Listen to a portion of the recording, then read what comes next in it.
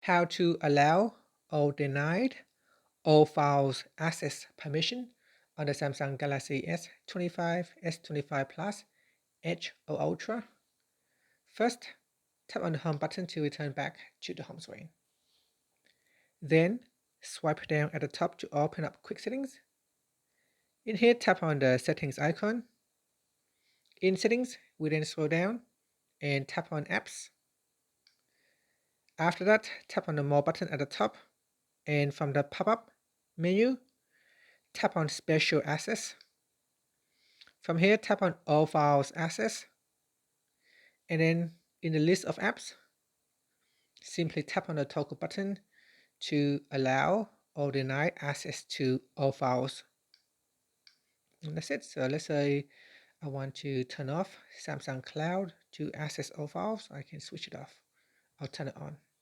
And that's it. Finally, tap on the home button to return back to the home screen.